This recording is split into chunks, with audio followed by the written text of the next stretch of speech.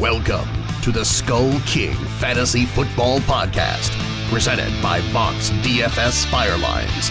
Now, here are your hosts, Justin. Stephon Gilmore go to the Patriots. Now they let Mike Gillislee go to the Patriots. Are they now just the farm club within their own division? Greg. He's one of these faux leading women. It's like, that's not Angelina Jolie or Jennifer Aniston. It's some girl that I would see at the Circle K. That's kind of Alshon Jeffrey. And Ryan. There is absolutely no reason why O.J. Howard should be drafted before Cameron Brate.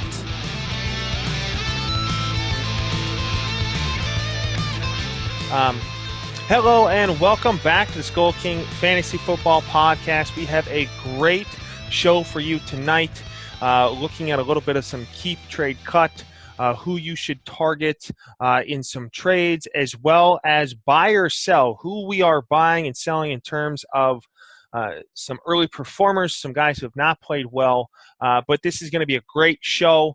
We want to kick it off by asking you to go to iTunes or to your preferred podcast listening avenue and simply send us a review or just give us a rating.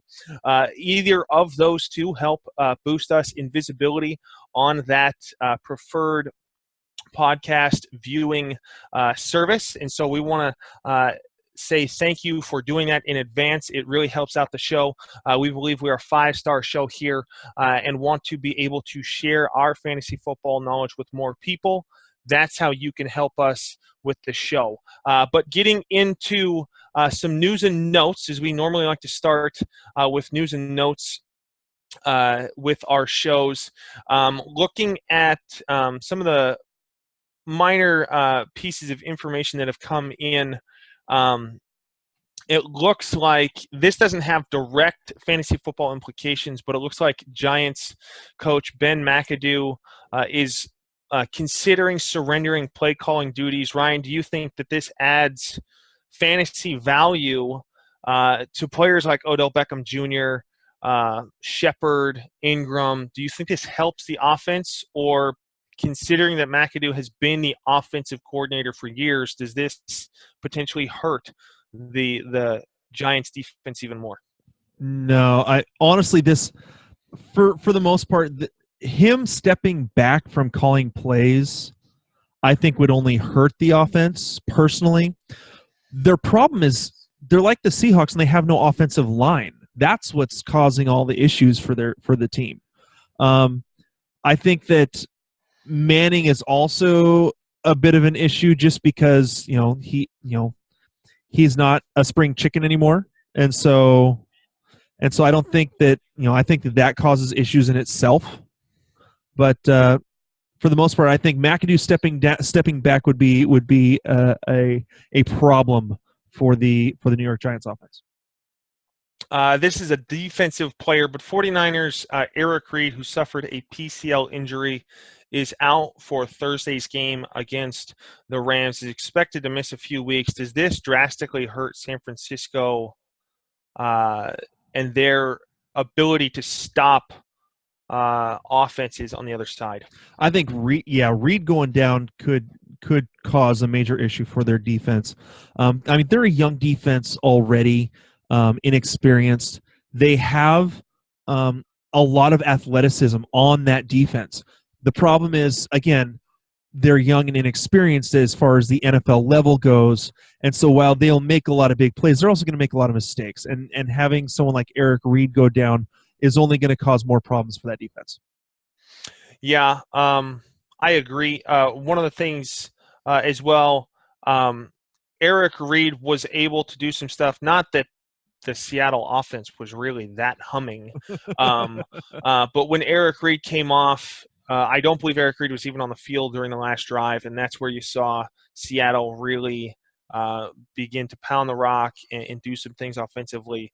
And I think Eric Reid presents a force to be reckoned with in this defense, and I think missing him causes some issues moving forward. The Akron Beacon Journal reports that Corey Coleman's broken hand is expected to put him on injury reserve. This is what we thought would happen. if you have an IR spot on your fantasy roster, good for your league commissioner. And he'll look to come back in 6 to 8 weeks, if at all. But he'll be out of commission for quite a while, which leads to some other interesting options at wide receiver, not named Kenny Britt, for the Cleveland Browns. Just to side note, I was incredibly wrong on my Kenny Britt prediction. I thought with what he predicted last year and performing with Jared Goff, who struggled last year for the Rams, and even Case Keenum. Yeah, and producing in a very tough defensive division that didn't really give up a whole lot of yards. I mean, you had some strong defenses in the division, and he still produced. And now goes to Cleveland with what was perceived to be a better quarterback situation and is now nowhere to be found anywhere in the offense. And so that's one of those. There were a lot of people believing in Britt after week one. It's just Britt's got a long road to hoe before moving forward. He's like the post Marvin Jones Jr. last year without the first 3 games. True. He was someone that everyone was targeting in round 8 and is now forgetting the first 3 games of Marvin Jones Jr.'s last year's season, and now it's just like, what happened? But moving on, Packers wide receiver Jordy Nelson's quad strain is not considered serious, but he is 50-50 for Sunday's game versus the Bengals, which was going to be a huge game for him in terms of fantasy production, as the Bengals are just atrocious. One, who do you give the edge to more, Martellus Bennett or Randall Cobb as the number 2 option there in receiving? What do you mean as the number 2? You mean becoming the number 1 for the game if Jordy Nelson can't play? I would say I'm believing that Devontae Adams is going to be the number 1 in the game, and that's why Martellus Bennett did get 11 targets, more than any other receiver against the Falcons, and then Cobb sitting there did get a little bit banged up, but had a great week 1 against Seattle. Who do you feel? Okay, so now we'll involve all 3. Who do you think is going to be the number 1 fantasy producer against the Bengals this week? Adams, Cobb, or Bennett? Oh gosh, I could almost see Adams. I think it would go between Adams or Cobb, just because again we talk about Aaron Rodgers' inconsistency in terms of throwing to a tight end, and so how that's kind of gone back and forth year after year. This again, by far, this is the best tight end he's ever had. But I'm still kind of back and forth. I think that it could very well be Adams. I'd give the slight edge to Adams with Cobb as the number 2. Yeah, it's interesting to see Bennett get more targets, but I think you'll continue to see wide receivers just torch Cincinnati. I think more could have been done by Houston against Cincinnati, but right now the offense is definitely not helping the defense there in Cincinnati.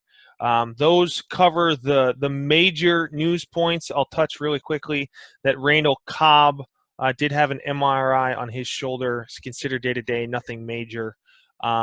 Will Fuller was seen at practice on Monday, returning from a collarbone injury. He's still a few weeks out from being game ready. And those kinds of things. But now we'll move on to our Keep Trade Cut section, where we'll talk about players that we'll list 3. Who do we keep? Who do we trade? Who do we cut? And so starting with the quarterback position, Ryan, I'm going to have you I'm going to present these to you, and then we'll talk about them. Starting from the quarterback position, as gross as this sounds in terms of fantasy production, who would have guessed that Alex Smith, Carson Wentz, and Trevor Siemian are the top 3 fantasy producers through week 2 at the quarterback position? For the sake of this argument, I highly doubt anyone has all 3 of these, but who are you keeping, who are you trading, and who are you cutting based off of long-term play, not based off of this next week's game, but on a long-term play, who are you looking to keep, trade, or cut? Oh gosh. Okay. I am probably cutting Alex Smith, keeping Trevor Siemian, or no, I'm trading Trevor Siemian due to this is, I believe, the peak of his value, and keeping Carson Wentz. I would probably go the same way because Alex Smith will always be on the waivers. And will exactly. always be there as the streamable option that I can almost always go to on the waivers. I think his value is high now. No one's really starting him through the first 2 weeks. He has played what was perceived to be a solid defense in New England in week 1, and then a good defense in the Eagles in week 2. But I don't see that really changing in terms of his production. Carson Wentz is really the real deal. I think I was a year early. I often take a rookie quarterback as my quarterback too, if I ever do, just to see what will happen. And I think Carson Wentz is the real deal from the quarterback position. And Trevor Siemian right now cannot keep up the pace of those touchdowns, and so I would also look to trade him because his value is really high.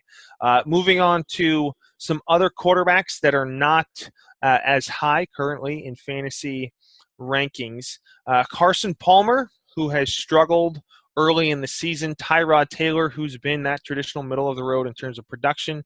And then Jared Goff, who has surprised people, but really has still been in that quarterback 2 range. Who are you keeping, trading, and cutting? I'm cutting Carson Palmer. I am probably the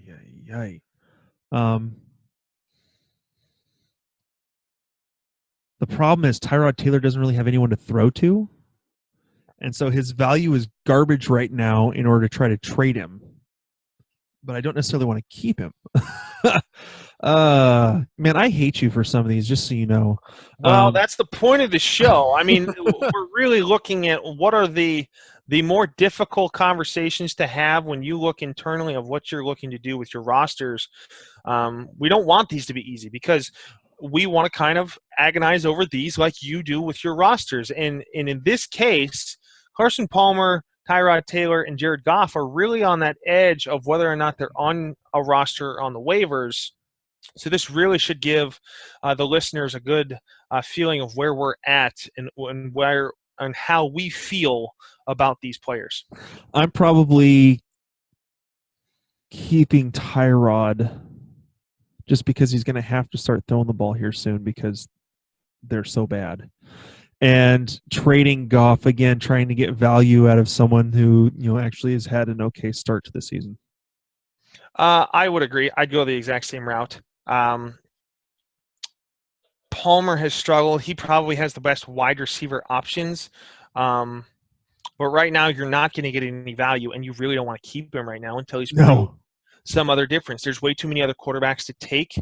Tyrod Taylor is what he is, so you know what you're going to get out of him. Correct. Jared Goff's value is high right now, but once he starts facing legitimate defenses like Seattle, I think things will change in that position there. And so moving on to the running back position, we're going to look at some running backs here on this next one that either are backups or are perceived backups. In this one, Christian McCaffrey, who had a rough week this last week, as did almost every Carolina Panther. Derrick Henry, who really shined in the absence of DeMarco Murray based off of his minor leg issue, the hamstring issue. And then Matt Forte, who has proven to be of value early for the Jets in the offense, taking back his starting position away from Bilal Powell.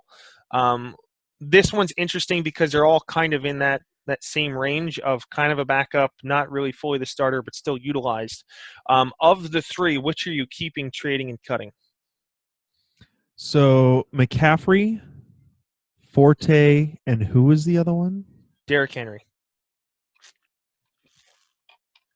I am keeping McCaffrey. I guess again, especially playing in PPR leagues, and that's all we basically go off here on Skull King Football. So I am keeping McCaffrey. I am trading Derrick Henry because his value is going up, and I am cutting Matt Forte because he's not going to last that long. I would agree with you on the cut, but I'm trading McCaffrey because I just see continued struggles from the Carolina Panthers offense. I think Jonathan Stewart's still a viable option as the lead running back. And who knows? Cam Newton has been banged up. If a backup comes in, the backup will do what every backup does, and that's what we like to call check down to receiver or check down to running backs and tight ends, which would add value. But I would still look to trade based off of name value. Derrick Henry is still too valuable to me because if DeMarco Murray misses any time or they're concerned about his leg injury, you're looking at Derrick Henry being the workhorse and the go-to in that backfield on a team that likes to run the ball and utilize running backs coming out of the backfield. Matt Forte hurts me because of my bold prediction about Bilal Powell, but we're still only 2 weeks in. Once again, Matt Forte will taper off towards the latter half of the season, and that's really where they go back to Bilal Powell, and Bilal Powell has great numbers. So that's what I'm hoping at least happens, and Bilal Powell can climb back into that that running back 2 scenario. This next one is running backs that are all pass catchers out of the backfield. We're going with Theo Riddick, Tevin Coleman, and Chris Thompson. Who are you keeping, trading, and cutting? Well, okay. I am probably keeping. Yikes! All right.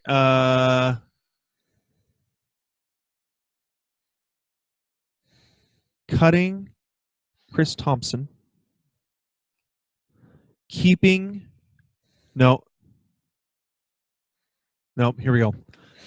God, hey, these are tough. So I'm going to keep. I'm going to keep. Crap.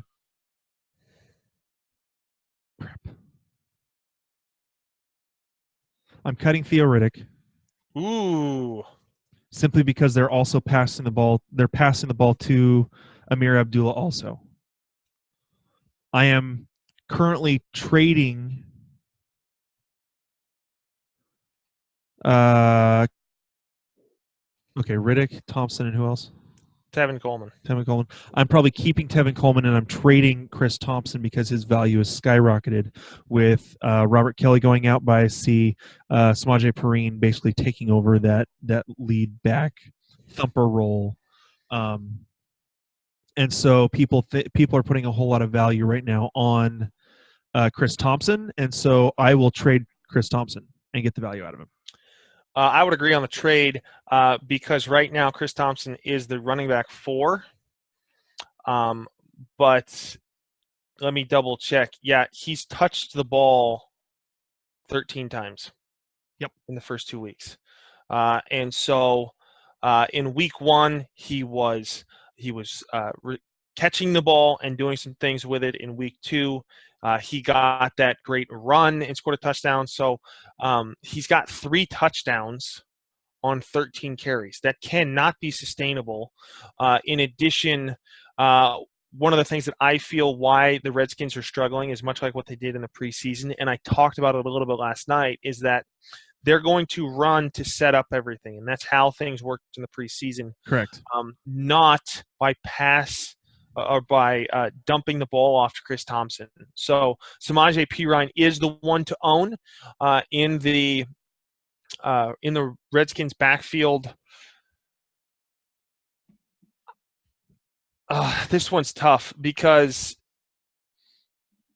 you can't cut Tevin Coleman realistically because he's pretty much what I would say now that the slight injury to DeMarco Murray is now the number 2 handcuff to own, but he's still a viable option currently. Let me see here in terms of right now he's like tied for running back 20, so he's still an RB2. He's above Riddick, but there's more of an upside with Tevin Coleman, so I would probably follow suit and keep Tevin Coleman and cut Theo Riddick. As much as that hurts me to say, because Theo Riddick has traditionally in PPR been a running back, borderline running back 1, running back 2, but Amir Abdullah is more talented and more well-rounded as long as Amir Abdullah can stay healthy. Yeah. Continue to use him a little bit more. And that's the problem. And that's a little bit of the problem, yeah. And so this last one really lets people know where we feel about the waiver wire ads. For waiver wires this year, if you listen, or this week, if you listen to last night's show or yesterday's show, I talked about Chris Carson, Buck Allen, and Alvin Kamara. Out of these 3, they're all readily available on the waiver wire. But if you were to have all 3 on your team, who are you looking to keep? Who are you looking to trade? Who are you looking to cut? Carson, Kamara, and who else? Buck Allen. And Buck Allen. All right, so I am probably keeping Carson, trading Allen, and cutting Kamara. And here's why. Kamara is still in a convoluted backfield with Ingram and Peterson, with everyone getting touches. So that's just making it. I mean, Kamara's getting a lot of them, and in some cases getting a majority of them.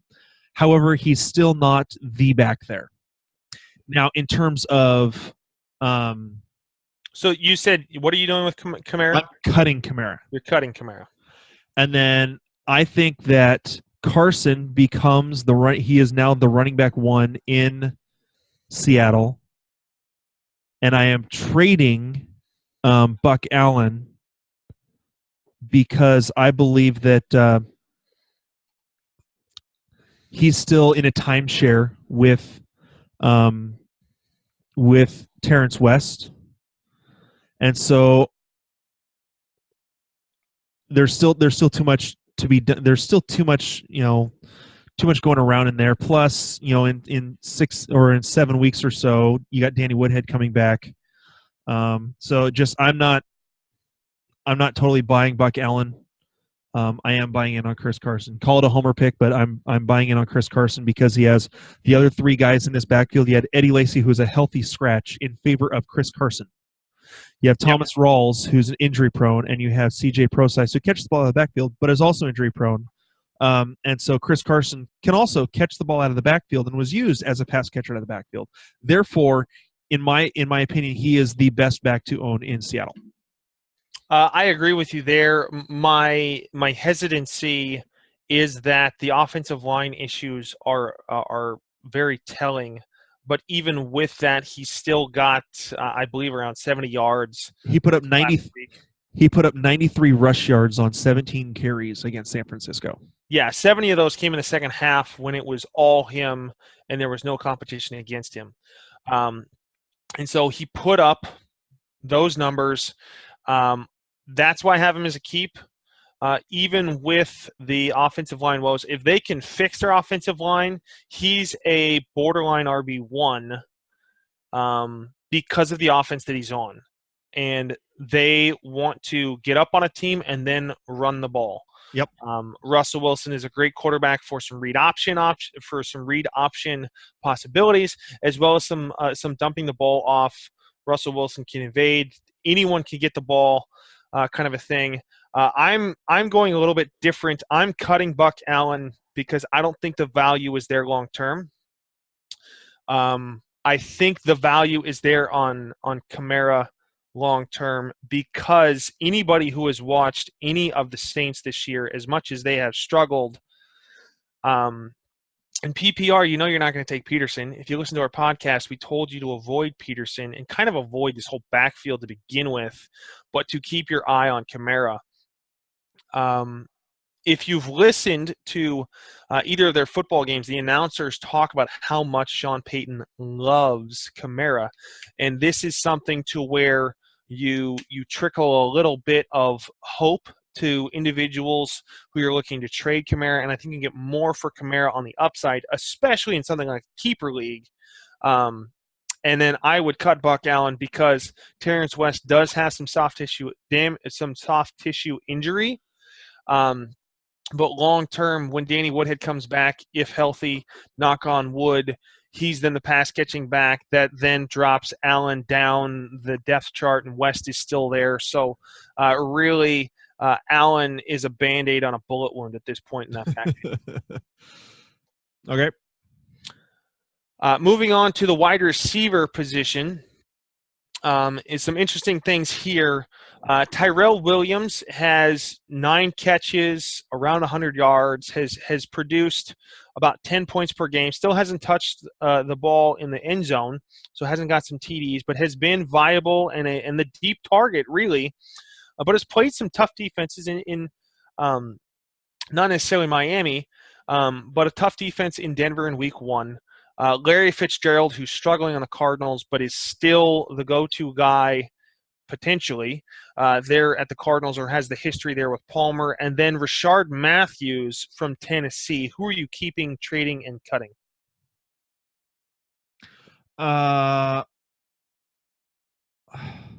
Okay. I probably keep...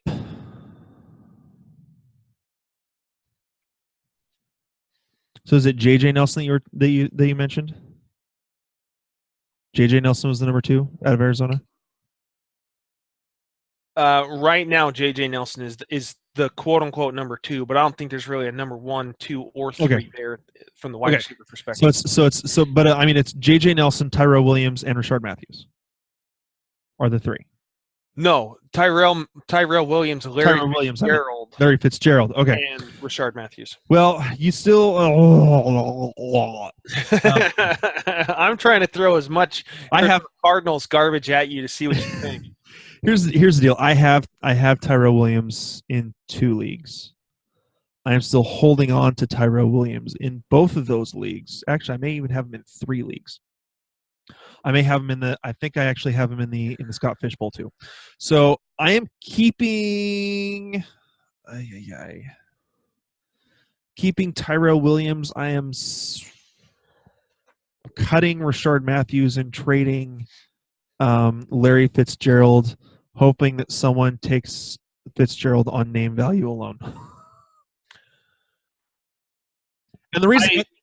Here's why I keep Tyrell. I keep Tyrell Williams. Again, he is the deep threat in San Diego. You have a fragile wide receiver in front of him in terms of Keenan Allen. And Williams last year was in the top 10 in the league in yards after catch, and in what was it? And there was another one that he was in. Oh, and in pass plays over 40 yards. Yeah. So I am keeping him as a. I think that he may be a boomer bust, but his bust weeks are still, in terms of PPR leagues, 10 points because it's 5 catches for 50 yards or 4 catches for 50 to 60 yards. So for that reason, I'm holding on to him and getting that pretty steady while the other 2, you've got Carson Palmer, who can't seem to hit the broadside of a barn, and has been back and forth between who he's throwing the ball to. And Rashard Matthews has, he's fighting Decker, Delaney Walker, and Corey Davis for targets. So, yeah, I would cut him because of what's ahead of him. Even though Decker is coming back from injury and has not shown too much this season, Corey Davis is battling injury. Delaney Walker has proven to be a viable option. Even though I didn't necessarily see it yet, it still remains to be seen what's going to happen full season. I still don't see him getting the 90 catches that he got last year because this wide receiver core, knock on wood again, shouldn't be as decimated as it was last year. you have more talent here this year. And so that's why I'm looking more at cutting out of these options. I'm keeping Tyrell Williams. Was a wide receiver 1 for the latter half of last season. In one league, I have Tyrell Williams and Keenan Allen. One, because I'm a big believer in Phillip Rivers this year, but also because if Keenan Allen goes down, not only is Tyrell Williams already still a value play to have on your bench or possibly start in a flex position, but then his value skyrockets and you basically replace Keenan Allen with Tyrell Matthews. Tyrell Williams. Or Tyrell Williams, and you continue to get that value there. So if Keenan Allen goes down, you basically have the instant hole filled with Williams. And then Larry Fitzgerald, once again, name recognition, or if you're trading to someone who lives in the state of Arizona, or someone who continues to believe that this is just one of those rough starts to a season. There are people who will continue to have their preconceived notions about players even after rough starts. And so we'll cover a few of those when we get to the buy or sell section here in a little bit. But moving on to some other bigger named receivers in Keep-Trade-Cut.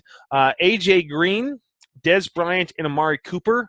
Amari Cooper is currently not the receiver to own in Oakland after Crabtree's performance this last weekend. Dez Bryant had a good comeback game after a difficult week 1 against the Giants. He's still getting targeted. He's not getting as many catches that you would normally see with the target volume he's getting. I see him long-term this year more of a wide receiver 2 than a wide receiver 1. And then there's A.J. Green, who the entire Cincinnati offense has struggled. But I'm believing A.J. Green to bounce back because of his talent. But out of these 3, A.J. Green, Dez Bryant, Amari Cooper, who are you keeping, trading, cutting? I am probably keeping A.J. Green, trading Dez Bryant, and cutting Amari Cooper. Okay. Anything more than just that? So again, we're looking at A.J. Green. I think you're not going to get any value in trading for him or in trading him away because of how bad the start has been with Andy Dalton so far. I would encourage you. I know it's pointing someone to a different website, but I believe in sharing information.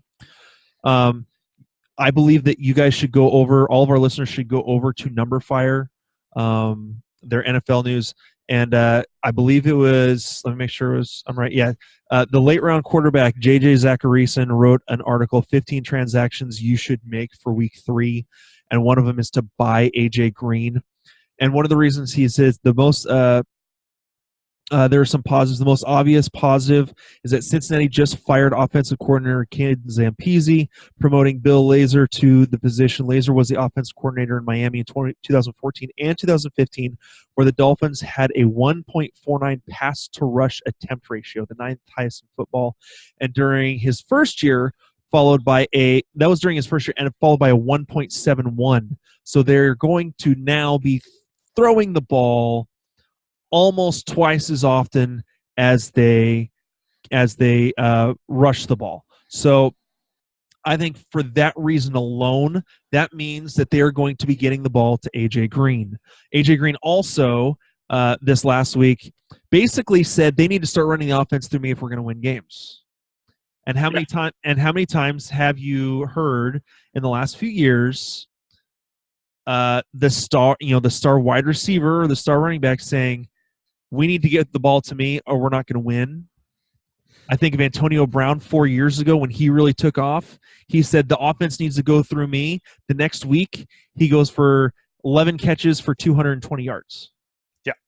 So, So are you saying A.J. Green is going to go off? I think A.J. Green 11 catches and 220 yards against the Green Bay Packers. I think it's possible against the Green Bay Packers, considering I don't think he's going to go off for that much.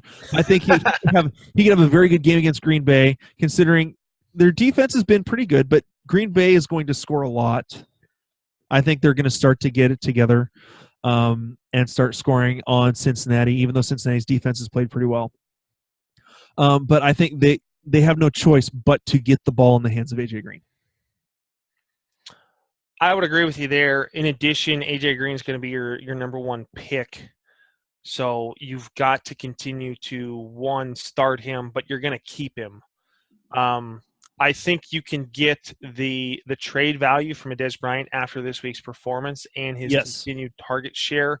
I'm just not sold on the Cowboys offense if they have to play from behind. Correct.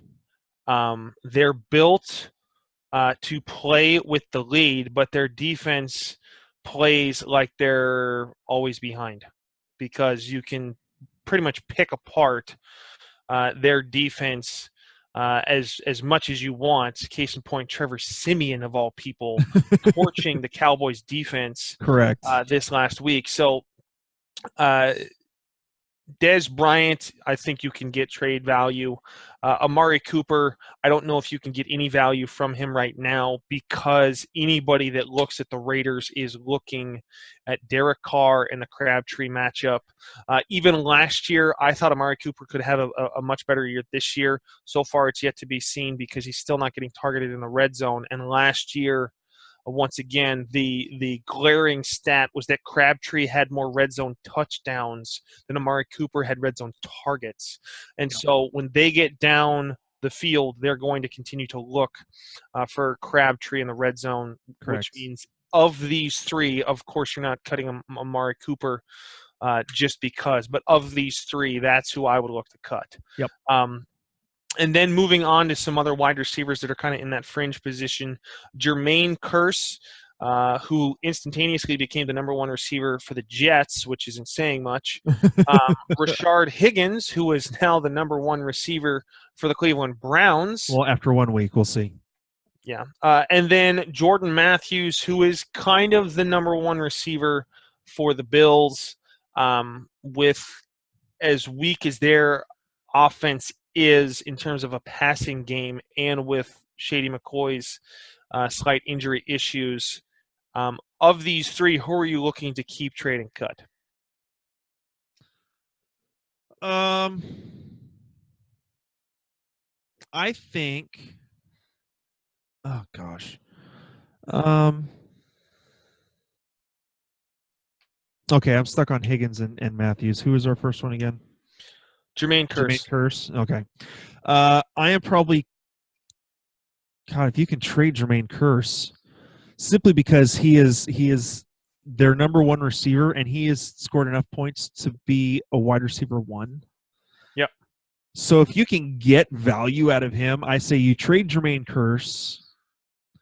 I am cutting Jordan Matthews. Believe it or not, I am cutting Jordan Matthews, even though he's probably the more likely target share. And Higgins is just a who knows. And you're keeping Higgins. I'd probably keep Higgins at this point. Who else are they going to throw the ball to in Cleveland, in which their defense is okay, but they're still going to be behind a lot, so they're going to have to throw the ball a lot. So you've got Higgins. It's not going to be Ricardo Lewis. They're not going to throw to Ricardo Lewis. It's, they're not hardly throwing the ball to Kenny Britt. You've got David Njoku is the only viable receiver there. Yeah. So, and I'm a major risk taker, so I'd be willing to risk it on Higgins. I think it's crazy enough. I would agree with you here. I think, and here's why: Jermaine Kearse was wide receiver 4, but really wide receiver 5 because of the pass catching ability and the usability of the backfield in the offense at Seattle. Obviously, it goes Baldwin, and then you're going quote unquote Jimmy Graham, then Carson, and then you're looking at someone like a Ricardo Lockett or Richardson. and then Curse. So Curse was like 5 or 6, and now he comes to the Jets and he's number 1. So there's a lot of people buying him because of splash touchdowns early because his offense is horrible and his defense is worse. So if you can get maybe even a solid traditional wide receiver 2 from your draft grades for Curse, maybe someone who's struggling. If someone's stupid, maybe you get an AJ Green for a Jermaine Curse. Well, you'd have to package Jermaine Curse with someone to get AJ Green, but I guess it's a possibility depending on who you're. That's fine, depending on who your running backs are. But also, I'm looking at keeping Rashard Higgins, and here's why. Look at the next 5 or 6 games. You have at Indianapolis. That's a horrible defense. Yeah. You have home against Cincinnati. That's a horrible defense. You have home against the Jets. That's a horrible defense. 6, you got Houston, who got torched by the Jags and Blake Bortles. Well, let me rephrase that. They got torched by Leonard Fournette. And then you have Tennessee and Minnesota. So the next couple of games are going to be really good for Rashard Higgins. So I would buy on him now. Currently owned in less than 1% of leagues. And then maybe trade him in a couple weeks after he takes off. Yeah, exactly. Have him take off, trade him, then you move around. That's one of my favorite things to do in fantasy. So far, I have not yet had a trade accepted. I've proposed like 7. None of them are being accepted yet, but I'm hoping that changes. But then Jordan Matthews, I don't necessarily see it. I think they're going more with Charles Clay in that shorter over-the-middle range, which is where Jordan Matthews really excelled in Philadelphia. The offense just isn't clicking outside of the running game, and the reason why Tyrod Taylor is available, or should I say valuable, is because of his ability to run.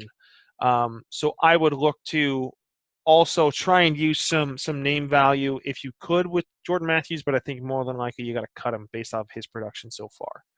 So Once again, I am also going trade Curse, keep Higgins, and cut Jordan Matthews, which you would not have heard me say any day before Saturday. Yep. Because I would have said Higgins who. But exactly. Moving into the tight end situation, we've got some bounce back performances from 2 of these, and then kind of a middle of the road dropsies from Martellus Bennett. But Martellus Bennett, Eric Ebron, and Hunter Henry, who are you looking to keep trading cut from the tight end perspective? I still think I'm cutting Hunter Henry just because there's so much. You still have Antonio Gates there, and Antonio Gates is still one of Phillip Rivers' favorite targets. They're going to continue to throw the ball to him, and so I think there's just too much muddled there to be consistent. I probably trade.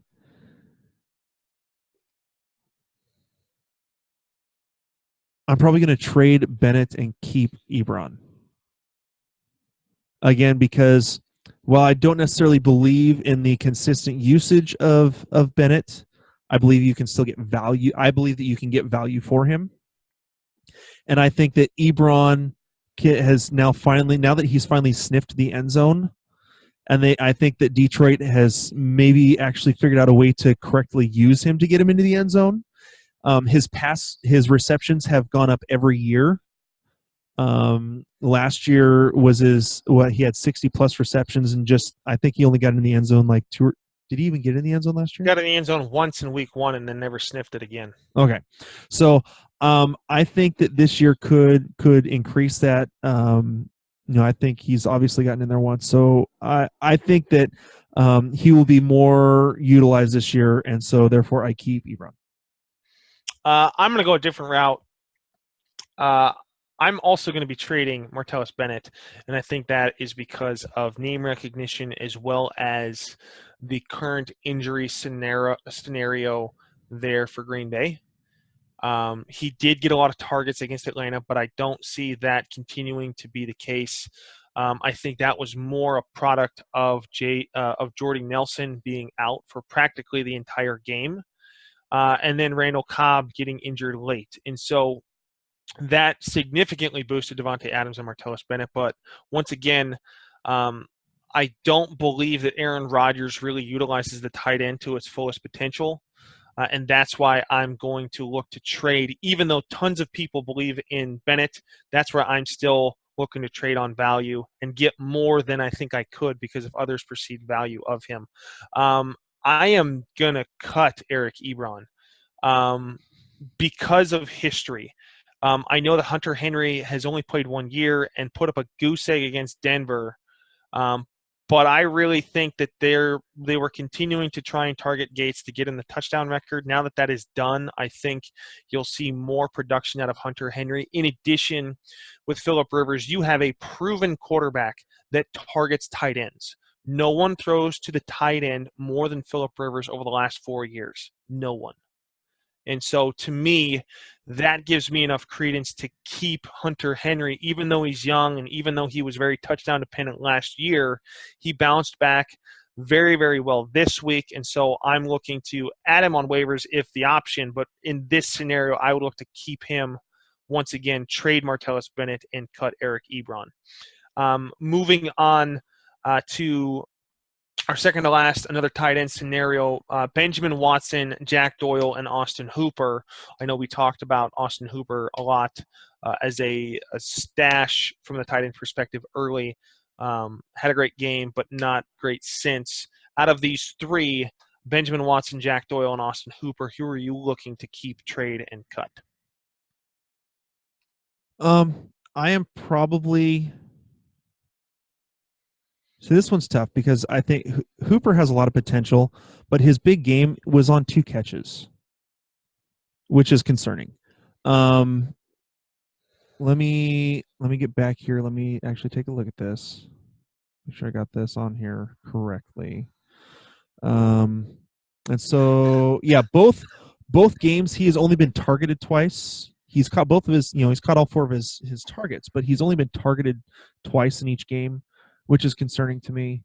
The main guys in that offense in terms of receiving are still going to be Julio Jones, Tevin Coleman, Mohamed Sanu, with Freeman still getting some catches too. So I think there's enough people in front of Austin Hooper that it's going to be way too inconsistent for him.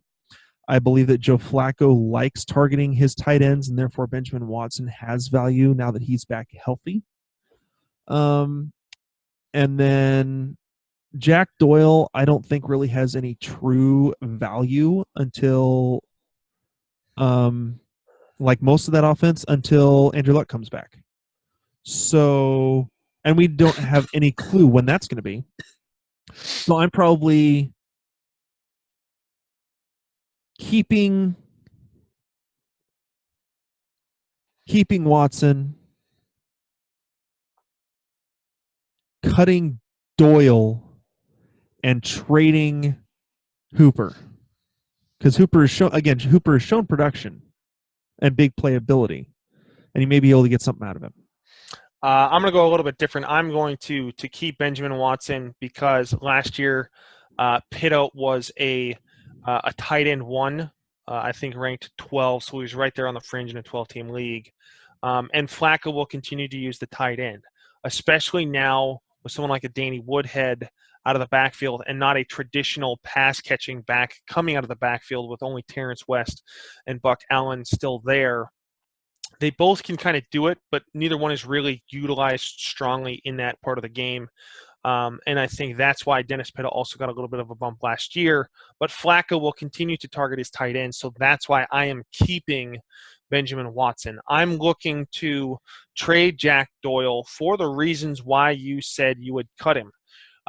People believe that as soon as Andrew Luck comes back, he's an instant tight end 1. I don't necessarily believe that quite yet because it's going to take a few weeks for Luck to become Luck again.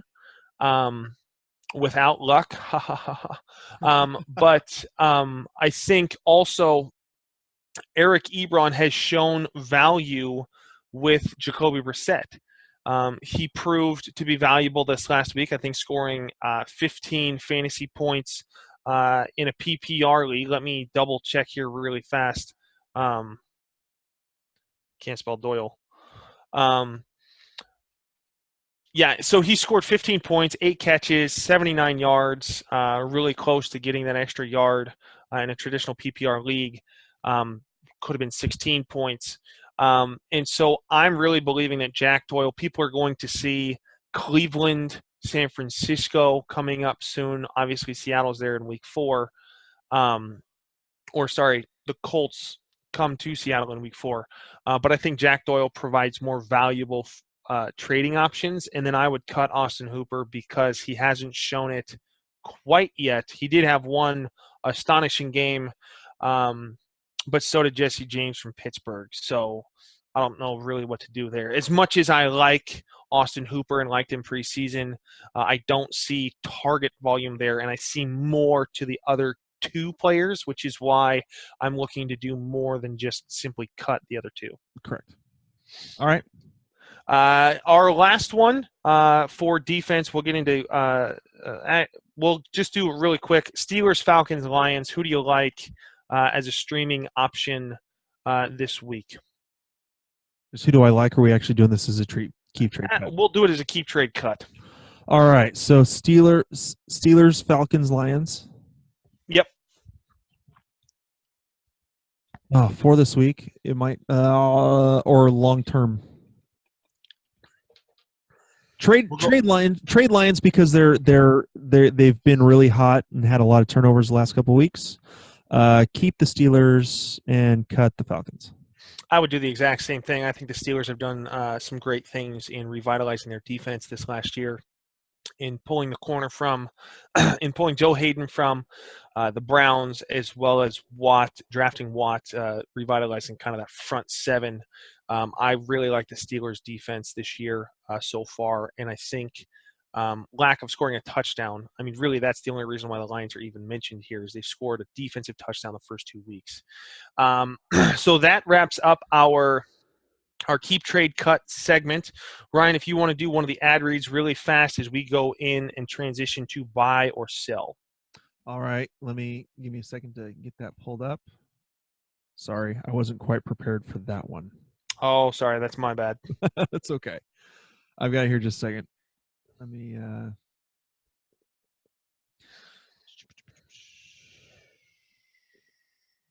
Okay, I thought I had it. We'll just skip forward. We'll just get them ready for later in the show. Getting into buy or sell, we kind of alluded to this one a little bit when talking about the Redskins. But so far, Terrelle Pryor has not produced the significant value that both of us thought early in the season. But are you still buying that Terrelle Pryor is a number 1 receiver by the end of the year? Yes. And here's why. Robert Kelly is having some issues health-wise while he was running over. God, who did they play? The Rams. The Rams defense isn't all that great. Their great game week 1 was because they played against a putrid Colts offense that had Tolzien as their quarterback. That's why they were so on fire that first week. So I am still buying Terrelle Pryor. I think you could get him cheaper now. Yeah. Because of it. But I'm still buying Terrelle Pryor. I think they've tried to establish the run. And it hasn't worked all that well. I think they need to just pass the crap out of the ball. Yeah. They're going, honestly, they've been going against their norm these first couple games. Since Jay Gruden became the coach of the Washington Redskins, I've put this out there before. The only teams that have passed more or passed for more yards, maybe pass attempts, more than the Redskins in that time is the Packers, the Saints, the Falcons, and the Patriots. All strong passing games. So if they're going to be successful, they need to start passing the crap out of the ball, and I think that Terrelle Pryor will become a a beneficiary of that. And in this last game, again, because of how crappy the Rams defense was, they were trying to force feed the ball, and Robert Kelly was having a decent game, running, I think, 12 rushes for like 70-some yards before he went out. So it wasn't in the game plan for them to pass. It will be going forward. I am with you in the buying of Terrelle Pryor. I'm looking to acquire him in a couple of leagues.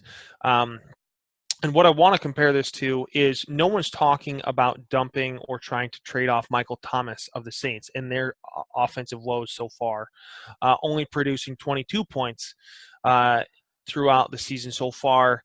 Pryor has 17, 12 in the first week. No one really thought anything of it because he did get those PPR points, just didn't score.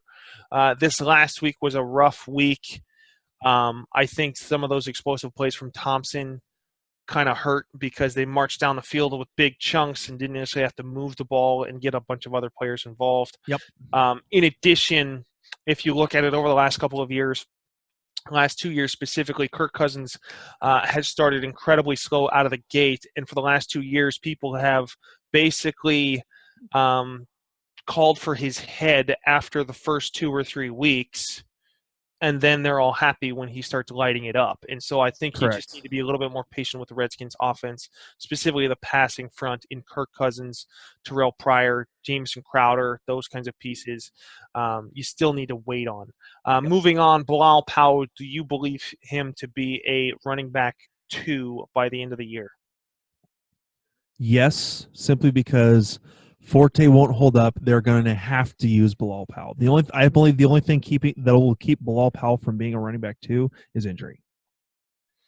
Yeah, I agree with you. In looking at who is sitting around the running back 2 so far, you've got people like Jalen Richard, Shane Vereen, James White. I think there's too much there at New England for James White to keep up that production. Jalen Richard is still clearly the backup. Basically got a boost because he got a touchdown. But I think as the year progresses, you will see other players move up, like a Christian McCaffrey, currently at 27, and Derrick Henry, currently at 29. Yep. But Matt Forte will not continue to be that border running back 2 option. And when that goes, Bilal Powell will have a heyday catching the ball out of the backfield because that's not exactly something Matt Forte is currently doing. No. And I think they'll be a little bit more dynamic once they completely give up on the season, as there's still a glimmer of hope because it's still only week 3. Correct. We talked about Trevor Siemian not being able to keep up his production in terms of quarterback play. But one thing I want to ask kind of in the buy or sell is, do you think he has a bad week this week against Buffalo?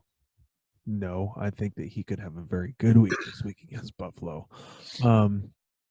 I'm not buying him being, keeping up his TD pace, obviously.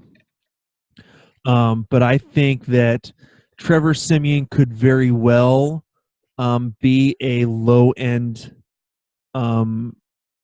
quarterback 1, high-end quarterback 2.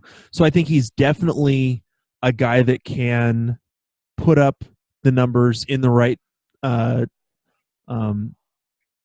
matchup. So I would buy him in a big enough league. I don't necessarily need him right now. So yeah, in one league, hopefully the guy who I'm presenting this trade offer to has already gone to bed. But what I'm looking to do is, I have Phillip Rivers. I love Phillip Rivers this year. I'm looking to try and grab Terrelle Pryor, and I'm willing to move Marcus Mariota. There's some other pieces involved, but I'm looking to move Marcus Mariota, who's going to have a tough road the next couple of weeks, in order to get a Terrelle Pryor, because I think Trevor Siemian can give us a spot start here or there, and has proven tremendous value so far this season.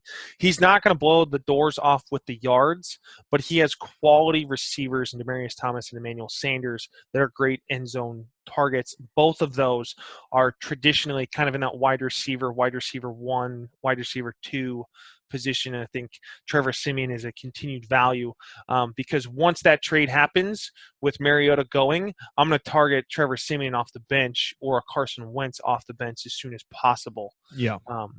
And so that way I still have a quarterback backup just in case something happens to Phillip Rivers. But moving on, we just talked about Kirk Cousins. He was another one. We talked about the Lions not being able to continue their pace, being a top 5 defense.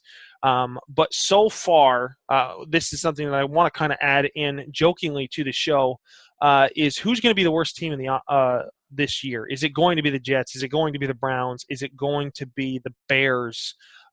Really quickly before we move on to some of the incoming listener questions, who do you have as the worst team of the year so far this year?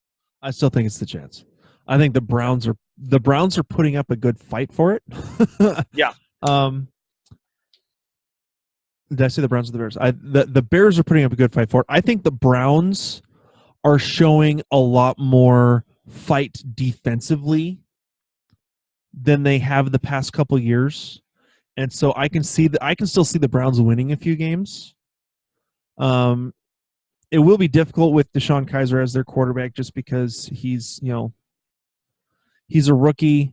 But I think that the Jets are the worst team in the league. Yep. They will continue to be the worst team in the league. Plus they have to go up against the Patriots twice. The Dolphins looked pretty good in their game this last week. So they have to play the Dolphins twice. So there's automatic 4 losses right there. They've already got 2, and yeah. So yeah, I'm the Jets are terrible. Yeah, I'm interested to hear what Greg's going to talk about in Cutler's Corner in his next Wednesday night or Thursday day show for those who download the podcast and listen the next day. I'm very interested to hear what he has to say because Cutler looked good. I mean, he didn't turn the ball over. He threw for about 260 yards, and he had great connection with Jarvis Landry, who caught basically everything thrown to him.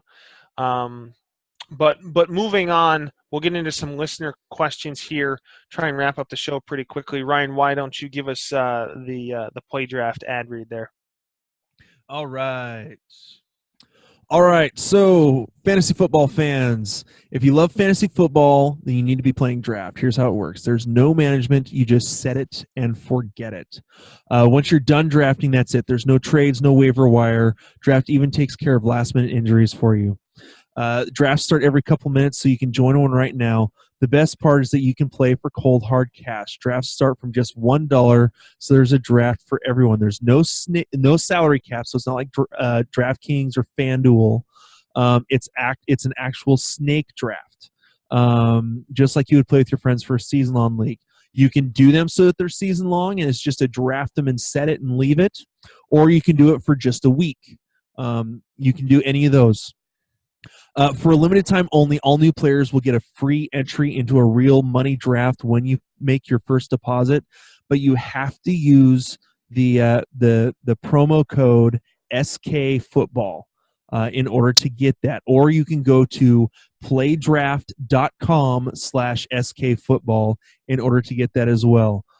So make sure you go to playdraft.com/SKFootball or get on there and use the promo code SKFootball to get a free entry into a real money draft when you make your first deposit. So now into some incoming listener questions that have come through our various channels of Instagram, Twitter, and those kinds of things. Anybody who wants to write in a question to the show, we will answer those live after they've come in.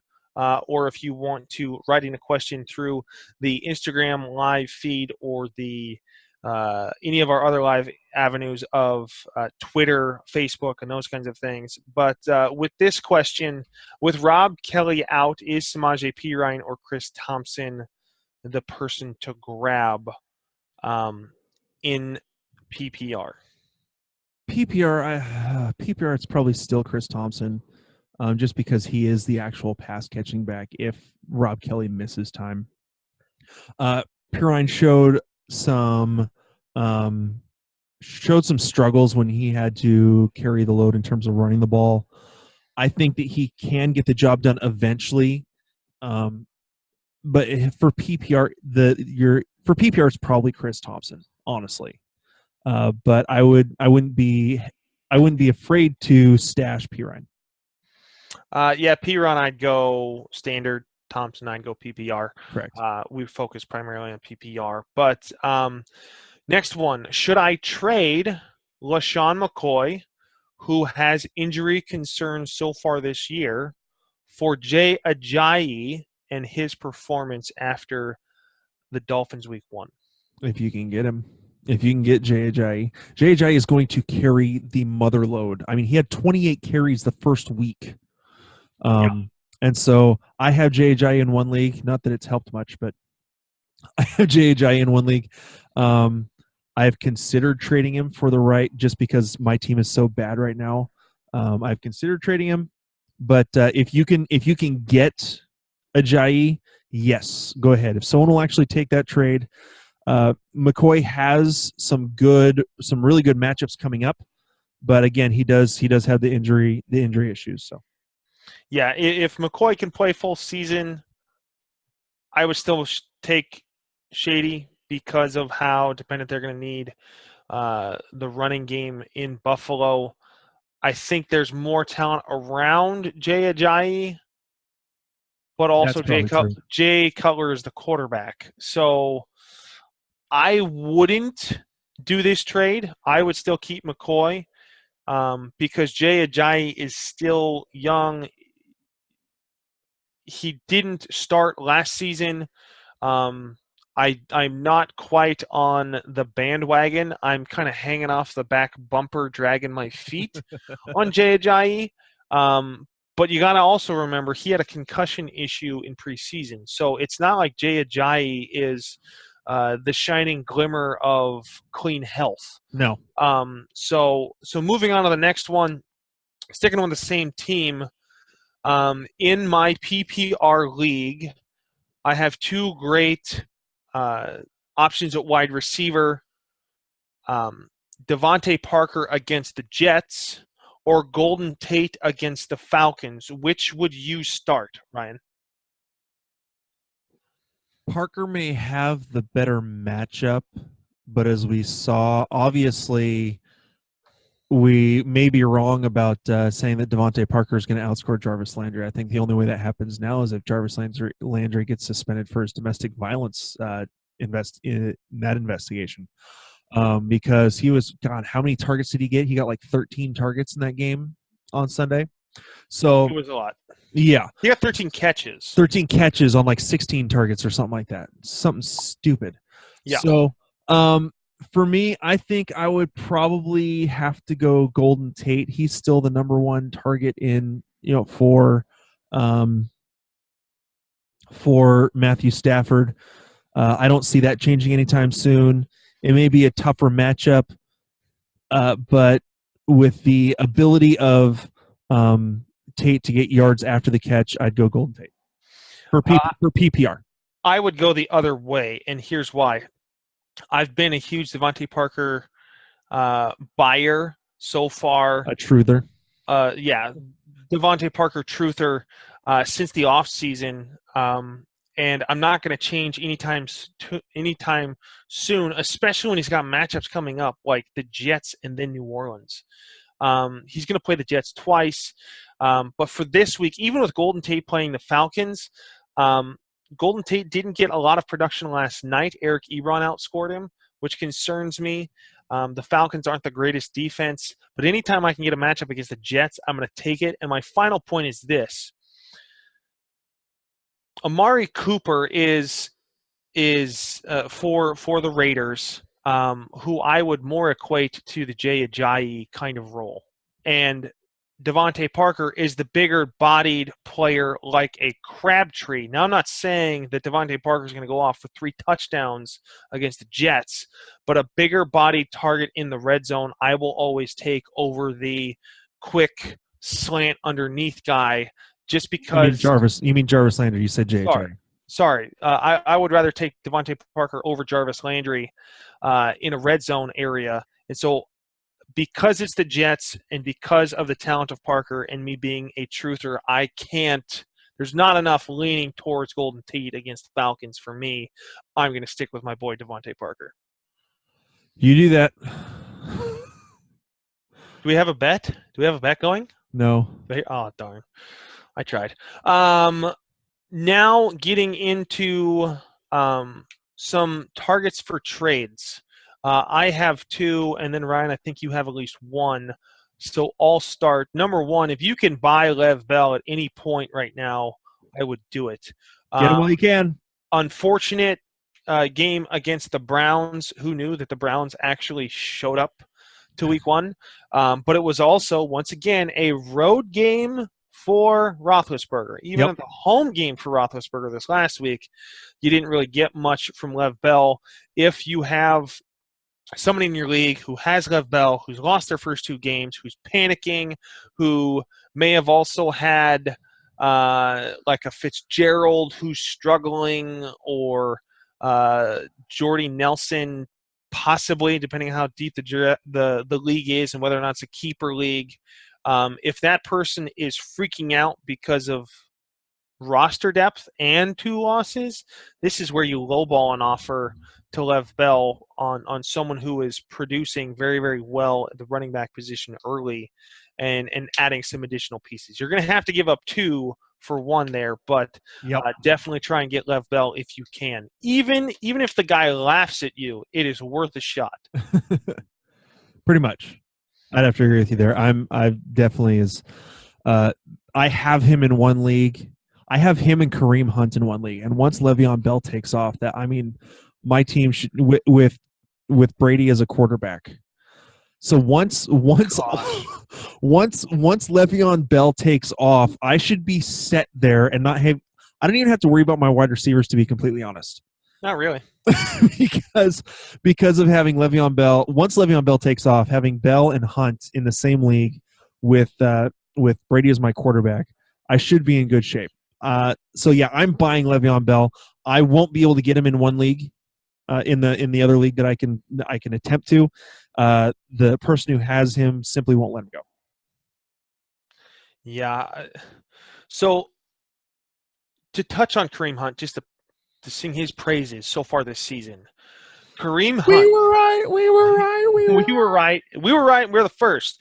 But Kareem Hunt has outscored Ty Montgomery and Ezekiel Elliott combined. Correct. Think about that.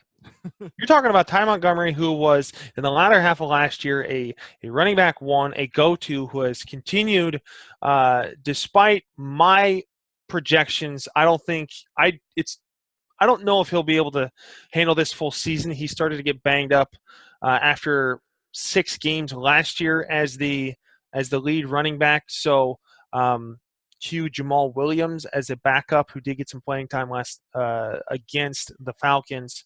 But Kareem Hunt hit 69 points in 2 games. I mean, and against, once again, what was perceived a good defense against New England and Philadelphia, who is a good run defense.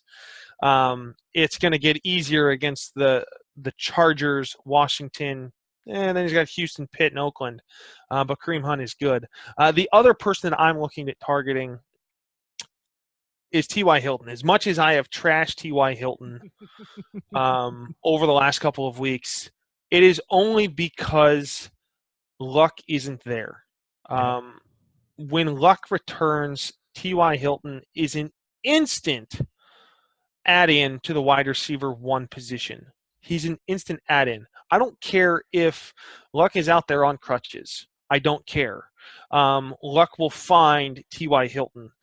He is even Brissett has even developed some rapport with Doyle. I think with another week under his belt, he can begin to develop some rapport with T.Y. Hilton, which adds some value there.